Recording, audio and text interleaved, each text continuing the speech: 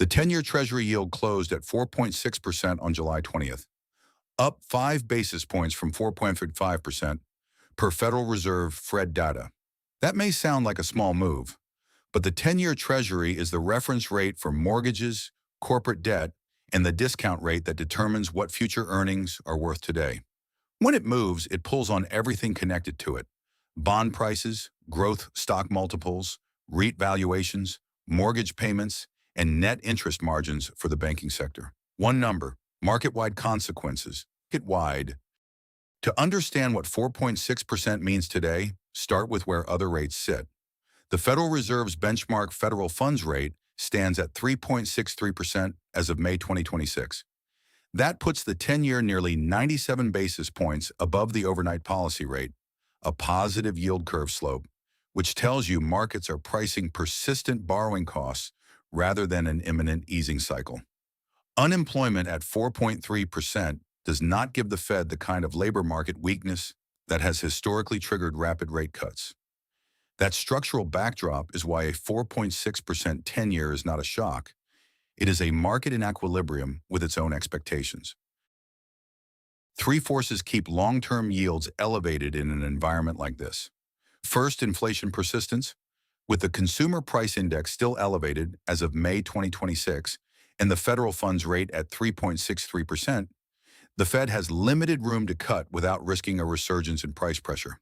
Second, labor market resilience. Unemployment at 4.3% removes the emergency rationale for rapid monetary easing. Third, Treasury supply. The U.S. government issues debt continuously, and when demand is insufficient to absorb that supply at lower yields, prices fall and yields must rise to attract buyers. When all three forces lean the same direction, the 10-year finds a higher floor.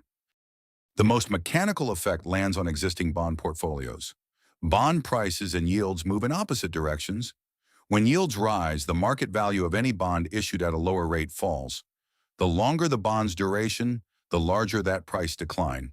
For large fixed income holders, pension funds, insurance companies, and sovereign wealth funds, even a 5 basis point move adds up across a multi-trillion-dollar portfolio.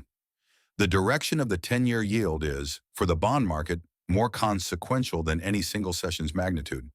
Yesterday's move was modest. The cumulative trend is what portfolio managers are watching. For equities, the mechanism runs through the discount rate. When you value a company's stock, you discount its expected future earnings back to a present value using prevailing interest rates. A higher discount rate shrinks that present value, and the effect compounds the further out the cash flows sit. Growth stocks with significant earnings still 5 to 10 years away, companies like NVIDIA or Microsoft, see the sharpest mathematical compression in their implied valuations when yield benchmarks move up. This is not about those businesses performing worse. It is purely a repricing of what distant dollars are worth today when the risk-free rate has risen to 4.6%. REITs and utilities compete directly with treasuries for income-seeking capital. When the 10-year yields 4.6% risk-free, an investor needs a higher dividend yield from assets like American Tower, the Vanguard Real Estate ETF, or the Utilities Select Sector ETF to justify the added risk of holding them instead of treasuries. That repricing happens through the share price. Dividends stay mostly fixed, so the price falls until the yield looks competitive again. For REITs specifically, the pressure is doubled. Higher long-term rates also raise the cost of refinancing property debt at rollover, which compresses the cash available for distributions to unit holders. The sector that benefits most directly is banking. Banks earn net interest income, the spread between what they pay depositors and what they earn on loans and investments. When long-term rates rise and deposit costs lag, that spread widens and profit margins improve.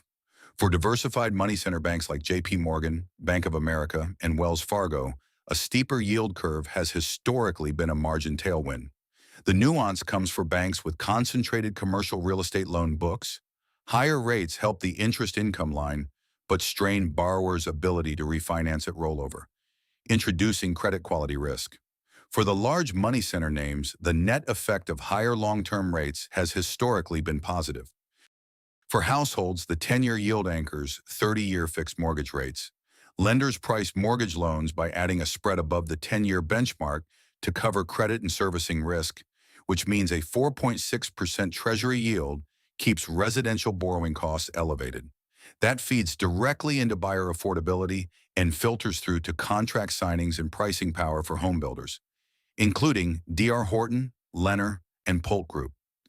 The 10-year at 4.6% is one data point in a larger picture. The variables that will move it from here are the next Consumer Price Index release and the Federal Reserve's next rate decision. Those two prints will tell you whether 4.6% holds as the ceiling on this move or becomes a floor for a higher range.